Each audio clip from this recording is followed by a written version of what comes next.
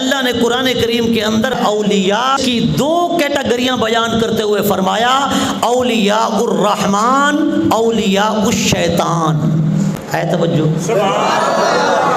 اولیاء الرحمن رحمان کے دوست، اولیاء الشیطان اور شیطان کے دوست. اور اسی طرح علماء، اس کی بھی دو کیٹیگریاں بیان کی گئی قرآن مجید کے اندر، علماء حق اور علماء سو.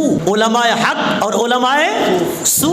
فرمایا بنی اسرائیل کے جو علماء تھے، جس کو عام زبان میں مولوی حضرات کہہ لیں، بنی اسرائیل کے جو علماء یا مولوی حضرات تھے، جب وہ غریب عام سادہ عوام کے سامنے گفتگو کرتے تو ان کا انداز، لہجہ بڑا سخت ہوتا تھا.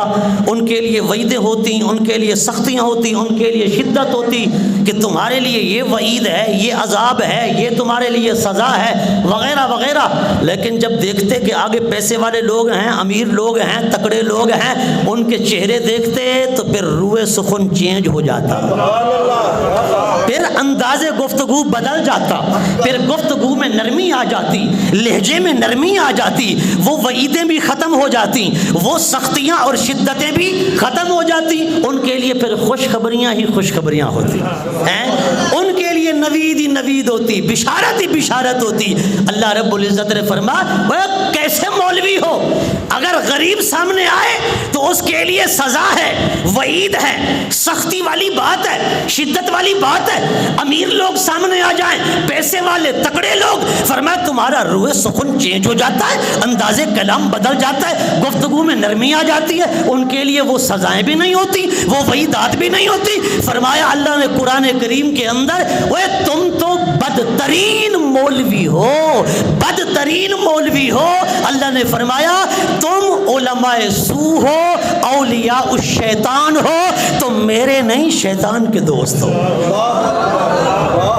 تو پھر اس سے معلوم ہو گیا کالی بھیڑیں ہر جگہ ہیں. لیکن میں آپ سے کہنا چاہتا ہوں اگر 2 نمبر بندے، کالی بھیڑیں دنیا کے کسی شعبے میں آ جائیں تو سارے خراب نہیں ہو جاتے. ادھر اگر کوئی 2 نمبر بندہ یا کوئی کالی بھیڑ آ جائے تو یہ کیوں سارے خراب ہو جاتے ہیں؟ ایک عام بندے کی نظر میں یہ کیوں سارے ایک جیسے ہو جاتے ہیں؟ ایسا نہیں ہے. اگر دنیا ہو یا دین ہو، کالی بھیڑیں ہر جگہ ہوتی ہیں، 2 نمبر بندے ہر جگہ ہوتے ہیں. لیکن وہ میرے بھائی پہچاننے کے لیے ذرا نگاہ ہمیں پیدا کرنا پڑے گی، نظر ہمیں رکھنا پڑے گی. لباس خضر میں ہزاروں رہزن پھرتے ہیں، وہ جینے کی تمنا ہے تو پہچان پیدا کر. پہچان تو تجھے پیدا کرنا پڑے گی، پہچان تو مجھے پیدا کرنا پڑے گی. یہ تو نہیں نا اندھو کی طرح بس چلتے رہے. کلندر لاہوری ڈاکٹر علامہ اقبال کہتا ہے خدا پنج انگشت یکساں نہ کرد، خدا پنج انگشت یکساں نہ کرد، نہ ہر زن زن نہ ہر مرد مرد. فرما رب نے 5 انگلیاں برابر نہیں بنائی، رب نے 5 انگلیاں برابر نہیں بنائی. فرما ان میں فرق ہے. فرما ایسے ہر شعبے کے اندر جو بھی شعبہ ہے اس کے اندر جو بھی لوگ ہیں، فرما ان میں فرق ہے. اگر برے ہیں تو اچھے بھی ہیں، اگر اچھے ہیں تو برے بھی ہیں. پہچان تو پیدا کرنا پڑے گی. ہر کسی کو ایک کیٹیگری کا نہیں سمجھنا پڑے گا. اور یہ پہچان کسے پیدا کرنا پڑے گی؟ مجھے اور آپ کو. اور مجھے اور آپ میں یہ پہچان کیسے پیدا ہوگی؟ یہ پہچان ایسے پیدا ہوگی جب رب کا قرآن پڑھیں گے اور حضور کا سچا فرمان سنیں گے.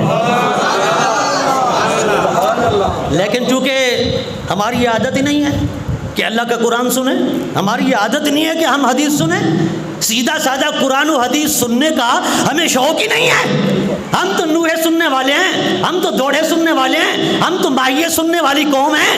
ہم تو وہ قوم بن چکے ہیں کہ اب جب تک خطیب مولوی ماہیے نہ پڑھے، دوڑے نہ پڑھے، نوحے نہ پڑھے، ترنم نہ لگائے، سر نہ لگائے، آواز نہ لگائے، بھلے جہالت بکے، بھلے کفر بکے، بھلے ایمان کو برباد کر دے، بھلے ایمان ضائع ہو جائے، ہوتا ہے ہو جائے، ہمیں کیا فکر ہے؟ ہم نے تو ظاہری کانوں کی لذت لینی ہے نا، ظاہری چس لینی ہے. ہم صحیح حدیث قرآن سننا ہی نہیں چاہتے. جب سننا نہیں چاہتے تو پھر یہی صورتحال ہوگی. نہ سچے کا پتہ چلے گا، نہ جھوٹے کا پتہ چلے گا، نہ 1 نمبر کا، نہ 2 نمبر کا، نہ سفید بھیڑ کا، نہ کالی بھیڑ کا. ہے توجہ تھوڑی؟ تو قرآن و حدیث یہ کسوٹی ہے. کسوٹی کیا ہے؟ کسوٹی، معیار. یہ معیار ہے. حق حق سچ، جھوٹ اور باطل کو پہچاننے کا